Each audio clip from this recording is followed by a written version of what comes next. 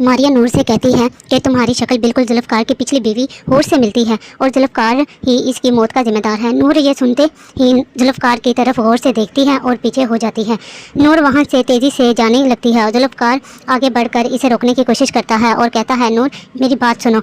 नूर जुल्फ़कार को देखती है और कहती है, जुल्फ़कार शाह, मुझे आपको जानने में कोई दिलचस्पी नहीं है। इस ज़बरदस्ती को आप मोहब्बत का नाम देकर खुद को मुतमईन तो कर सकते हैं, लेकिन मुझे नहीं। जुल्फ़कार कहता है कि जब तक मैं ज़िंदा हूँ तुम्हें अपनी ज़िंदगी बर्बाद नहीं करने दूंगा। यहाँ पुप्पो साजिदा को बताती है कि कुछ दिन बाद सलार और अरुश्मा की शादी है, तो साजिदा और फराह के सारे ख्वाब वहीं राख बन जाते हैं कि फरहत सलार की बीवी बनेगी। जब जुल्फ़कार को पता चलता है कि सलार किसी और लड़की से शादी कर रहा है तो वो इसका पता लगाता है। जुल्फ़कार सीधा अरुश्मा से मिलने जाता है। जुल्फ़कार इसे सलार की असलियत बताता है और कहता है कि फार्म हाउस वाला वाक़या इसकी अपनी साजिश थी। जुल्फ़कार अरुश्मा को वो सारी ऑडियो रिकॉर्डिंग सुनाता है जिसमें सलार अपनी चालाकियों का जिक्र कर रहा होता है। अरुश्मा ये सब सुनकर परेशान हो जाती है। इसके बाद जुल्फ़कार अपने दोस्त शहीर से इस लड़की निदा का डाटा निकलवाता है जिसमें सलार ने ब्लैकमेल करके इसे मार दिया था। जुल्फ़कार से सारी हकीकत जानने के बाद अरुश्मा सलार को एक कॉफ़ी शॉप पर मिलने बुलाती है।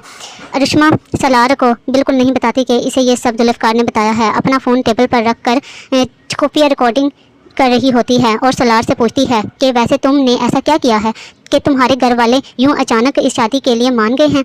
सलार हंसते हुए अपनी सारी चालाकियाँ कहता है।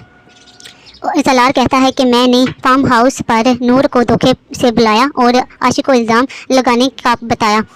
कहते हुए, अरुश्मा आज तुमने इसके साथ ये किया है, कल को मेरे साथ भी कर सकते हो। अरुश्मा वहाँ से चली जाती है और सलार पर परेशान हो जाता है।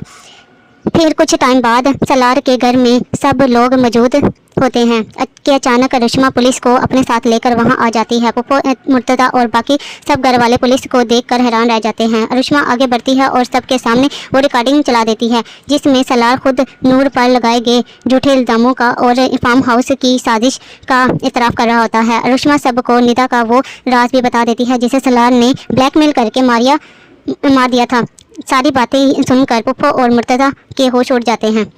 सलार का सारा झूठ सामने आने के बाद नूर आगे आती है और सलार से कहती है कि मुझे तुम जैसे धोखेबाज इंसान के साथ एक पल भी नहीं रहना, मुझे अभी और इसी वक्त तलाक दो। सलार शर्मिंदगी और डर के मारे सबके सामने नूर को तलाक दे देता है। पुलिस आगे बढ़ती है और सलार को कहती हथकड़ी लगाकर अपने साथ ले जाती है। फराह और साजिदा की उम्मीदों पर भी पानी फिर जाता है। सलार के जाने के बाद घर में सब शर्मिंदा हो जाते हैं।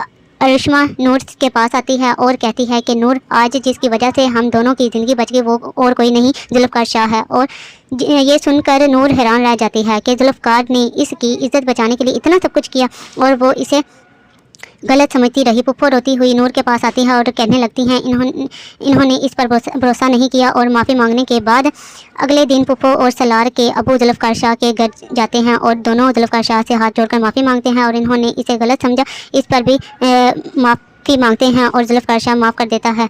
अगर आप इश्क में तेरे सदके ड्रामा की आगे कहानी देखना चाहते हैं तो हमारे चैनल को लाइक करें, सब्सक्राइब करें। Thank you. अल्लाह हाफ़िज़।